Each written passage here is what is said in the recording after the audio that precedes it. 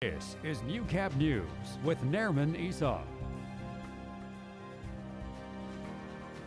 Good evening. Two Lloydminster men are facing several charges after a drug bust over the weekend. Lloydminster RCMP say they received an incomplete 911 call from a cell phone. Now, an investigation led officials to an apartment in the 5700 block of 31st Street. On arrival, police smelled and saw marijuana in plain sight.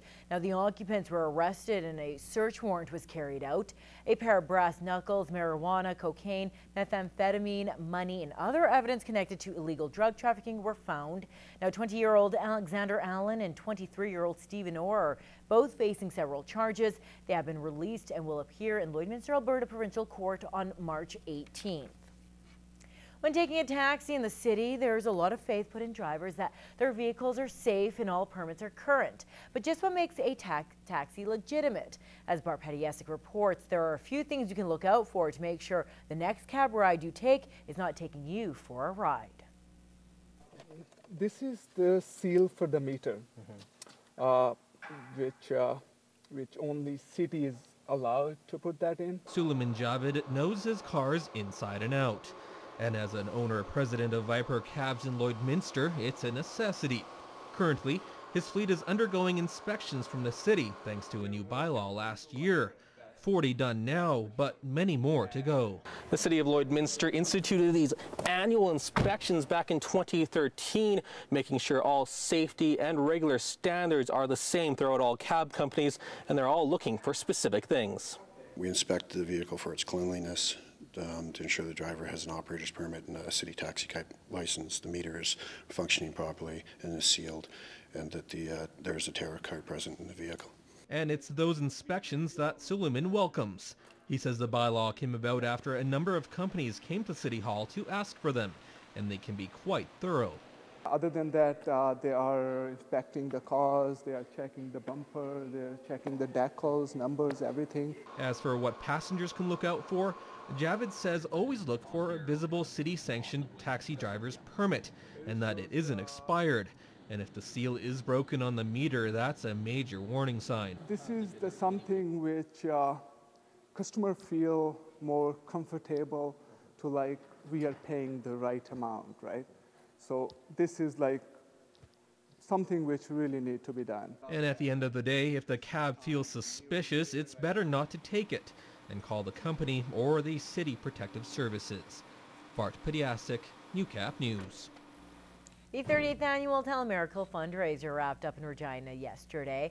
Now, the 20-hour telethon is organized by the Kinsmen and Knechts in Saskatchewan. Just keep on giving, folks, right to the very last moment. The telethon featured some local flair yesterday afternoon as a group from Hillside Alliance performed.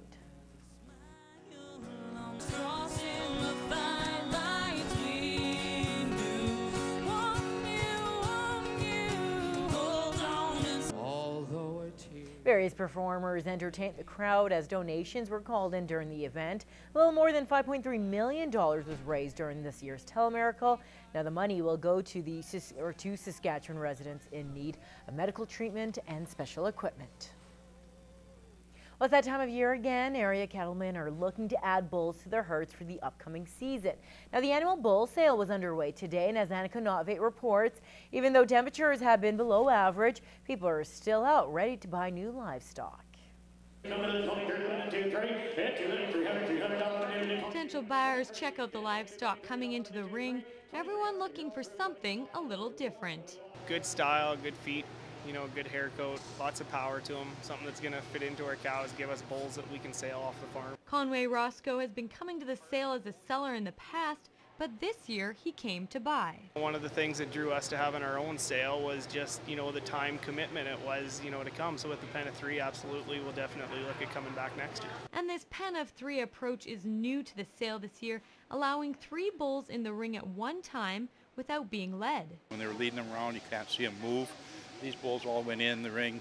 You see them moving freely as though they were out in the pasture, so you really get a natural feel for them. It's just you're chasing 3 bulls around the pen without a halter on instead of telling people where to go with a halter. So yeah, it's not much different. It actually gives the judge a little better chance to look at the bulls because they're moving freely. And whether or not a bull should be halter broke is a matter of opinion.